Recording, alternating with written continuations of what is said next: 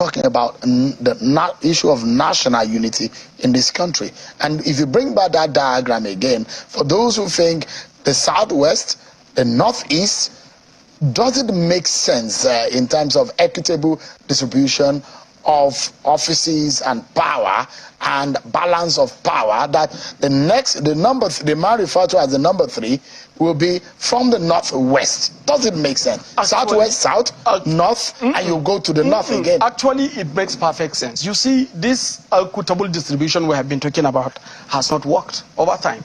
Why? Because we try to compensate people that are not interested, and a situation whereby you don't want to come to the center. If you are given opportunity, most of the times you tend to corrupt these things.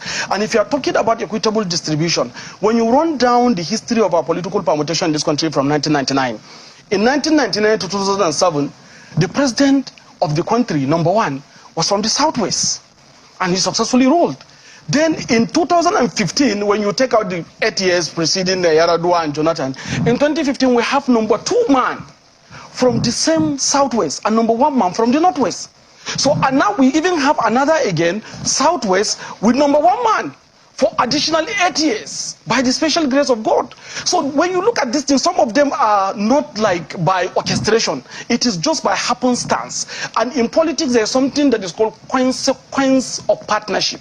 And these are the kind of consequences of partnership the North and the South came together, especially the Southwest, to produce the new government. So it's not binding on us to say we are going to follow the PDP template. We have also our template because there are peculiarities that brought us together. So even if your template offends the sensibility of the nation, actually it doesn't offend any sensibility. You see. So let's look at it from this. And when you look at politics, yes, so why does your party think, for example, that if and this is the template you have in PDP and some other political party, the president at the moment of your party is from the President Muhammad Buhari. Yes. He's from the Northwest. Yes. And you decided that you were going to zone, and the governors of your party said it's better to zone the next presidential ticket to the south. Correct. So why that reasoning? And you're now thinking that now for you it's okay to take a Southwest president-elect, a vice president-elect from the Northeast, and you're going to the North. No. A right-thinking narrative for those who are on the other side would think that, look, it has to go to the South. No. Either South South or Southeast or South. I mean, not Southwest, of course, because the president-elect from the Southwest. Our realities are different. Now, the vice president-elect is from the Southwest. That's what it is. So number 2 is from the Southwest, who is exiting for number 1 from the Southwest. So our peculiarities are different, and don't forget. You're looking at the template of now, not the one that is outgoing. That's why that template that they are trying to distribute should not stand. Why? Because it is very critical for us to look at our peculiarity. Don't forget, even though we have number 2 man as the vice president, we still have number 4 man from the same state as the Speaker of the Representative. Why? Because of our peculiarities, because of our realities. And when you come to National Assembly politics, it's about zone. It has nothing to do with national spread. You have to break the North into the 3 zones that they are and try to appreciate, compensate, and empower the most competent among them who represent the zone of influence. Apologies to cut in. Are you aware of some of the strain that the election has cost the unity of this country?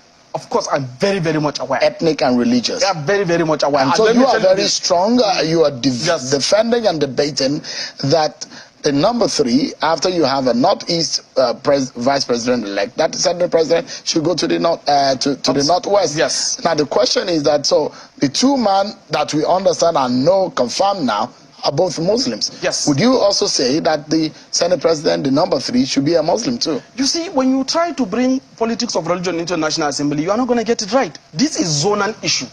The Northwest brought 2.7 million votes for us to come back to power. We need to understand this. And the Northwest decided to throw their man away, who is Atiku Abubakar, in honor of promise and in honor of partnership. And this is the consequence of partnership, and the partnership produced this outcome. So a situation whereby we are going into National Assembly politics, we should pay attention to the zones as opposed to talking about religion. It is the zone that produced the highest amount of vote that we need to compensate. You can't carry the Senate presidency and give to the zone that gave you 1.5% of the total vote that produced, as against the zone that gave you 30% of the total vote, which is the Northwest. So these are just peculiarities, these are numbers. They might be unfair to some people, but they are our realities. They are the reflection of our realities. They are what we are going to hold on to of your own our party. subsequent election. Of your own party. Yes. And your party is a party of Nigeria. Of course. And that party may not be what you're saying may not be reflecting the sensibility of Nigeria as a nation. All of this, the Labour Party participated, right? You have PDP participated. They have their senators, Labour Party have their senators, SDP have their senators, you know, I think another party again has their senators, and then we now have APC. Some of them won, some of them lost. And when you participate in election, when you win, it is natural that you should do everything to consolidate your hold onto your position first and foremost. Then the others that lost also should be magnanimous to understand that they participated and lost.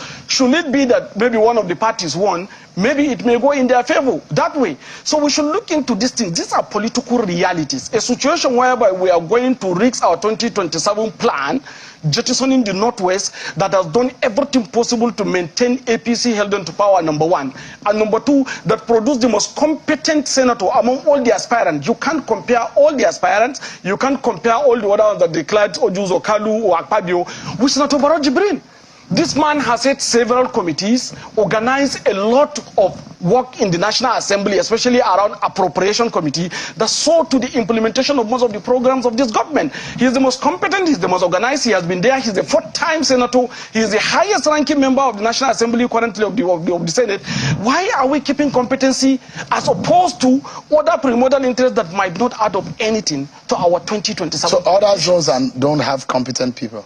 As the last speaker said, you have many offices that are distributed. You have about 6 principal offices that all zones are going to benefit from it. So that's what it is. So it should go as simple as that.